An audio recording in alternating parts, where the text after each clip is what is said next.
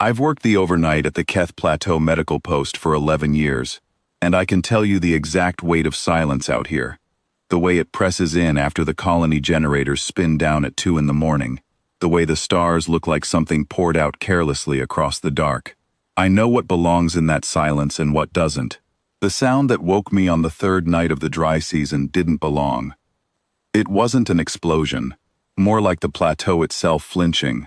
A low, concussive thud that moved through the floor joists and rattled the saline drips on their hooks. I was at the desk doing charts. My 2 patients were stable. I pulled my kit from under the counter, put on my coat, and went out the back door. Not because I'm brave, because if something is hurt in my vicinity, that's my business. The back paddock is 60 meters of hard-packed clay between the medical post and the perimeter fence. The fence was down. Something had come through it the way you'd walk through paper. He was lying on his side against what used to be the equipment shed. In the dark, with the dust still settling, my first impression was of a hill that hadn't been there before. Something massive and angular and wrong in the geometry of the paddock. Then my torch caught scales, smoke charcoal, the color of a sky just before a serious storm. Each scale the size of a paving tile, a tail that disappeared into the darkness past the fence line, and a sound coming from him, low, rhythmic, the kind of sound that means pain being held back by pride.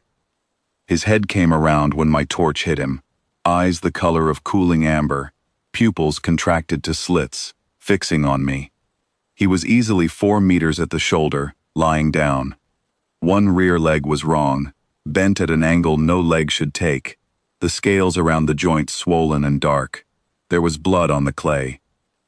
I've treated frightened patients before, frightened patients of every kind, children who bite, old men who shout, people in shock who don't know where they are, or who you are. The principle is the same. You keep your voice level, you move slowly, and you do not make yourself small. Making yourself small reads as prey, I said, out loud, to the 4 meters of smoke charcoal dragon who was absolutely capable of ending me. That leg needs looking at. I'm going to get closer. I'm not armed, and I'm not running. He made a sound. It might have been a warning. I walked toward him anyway. He didn't move. I got close enough to see the wound properly. A fracture somewhere in the lower section, the kind of thing you get from a hard landing at speed. There was debris in the wound.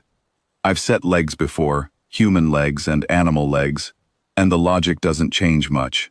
You clean it, you immobilize it, you keep infection out, and then you wait. Dragons I'd never treated, but I had the kit, and I had the night, and no one else was coming. I talked to him while I worked. I don't know if he understood the words. I think he understood the cadence, the same flat, unhurried tone you use when you're telling a patient what comes next so they're not surprised by it. I told him what I was doing with my hands. I told him the colony had a morning supply run and I could get more field dressing from the main clinic. I told him the leg looked bad but not unfixable. I don't know if any of that meant anything to him. It meant something to me. It kept my hands steady. He snapped at me once, on the second night, when I was draining the wound. Not a bite, a warning. I waited. He settled. I went back to work. On the morning of the second day, I noticed them. 7 shapes, high up, moving in a slow circle above the plateau. War dragons. I knew the silhouettes from the identification charts on the post's wall. Varath bloodline, the wide wingspan, the distinctive forward-swept horns. They circled for 6 hours. They didn't come down. I didn't think much of it. I had a patient. I brought water out in the stock bucket, the big one I usually use for soaking dressings on large lacerations, because it was the only vessel I had that seemed like it might be adequate. He drank from it the first time on the afternoon of the second day. That felt like progress. A creature that's given up doesn't drink. By the third morning, he was propped on his good foreleg, watching the medical post door with his amber eyes. When I came out, he tracked me without the tension he'd had before. It was the particular quality of attention you see in a patient who has decided, provisionally, that you are not the problem. I changed the dressing. His breathing had evened out. The swelling was down. He wouldn't walk on the leg for weeks, maybe months, but the infection risk was receding, and the fracture was holding in the splint I'd rigged from the shed's gate timber and 2 rolls of heavy strapping. On the 4th morning, at first light, the 7 came down. I heard them before I saw them. The sound of that many wings finding ground is something between weather and machinery. They landed on the plateau in a loose crescent, 30 meters out, and they were much larger than the chart silhouettes had prepared me for. The commander was at the center. You could tell by the way the others angled slightly toward her. Not consciously, just the way iron filings orient to a magnet.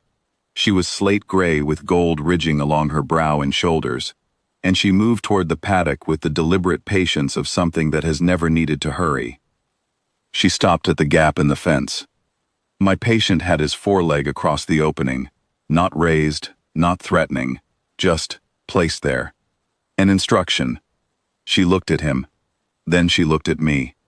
Then, with a measured patience that I would only later understand was a courtesy being extended to a very small creature, she lowered her head until it was level with mine. I didn't have anything useful to say. I said, "He needs another 2 weeks off that leg." She made a sound. It was low and structured, and some part of me heard it as words, even though I couldn't have told you what they were. What happened next, I have tried to explain to other people, and mostly failed. She spoke, if that's the word for it, and my name was somewhere inside the sound. Not my name the way the colony registry has it. Calaves, registered medical practitioner, Keth Plateau Post. Something older and more specific than that. The shape of what I had done, compressed into the sound of a name, the way you give a name to something you intend to remember. My patient made a short sound in reply. It might have been agreement. The commander held the lowered position for a moment longer than was necessary. Then she straightened, turned, and walked back to the crescent. The 7 lifted together, a sound like a planet clearing its throat, and then the sky was empty, and the plateau was quiet in the way it is, only after something large has left it. I went back inside. I finished the chart I'd been in the middle of when the fence came down 4 days earlier. Crash, mechanism unknown. Blunt force trauma, right rear limb, closed reduction, field splint applied, patient status, stable, recovering, non-ambulatory, prognosis, good, follow-up care, self-directed. I put the chart in the file. I made tea.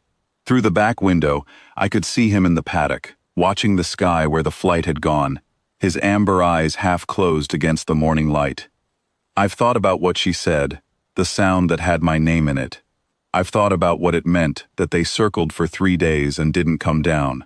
I have a theory, but theories aren't my department. My department is the leg, and the wound, and the question of whether what's hurting in front of me can be helped. He stayed in the paddock for 19 days. On the 20th morning he was gone.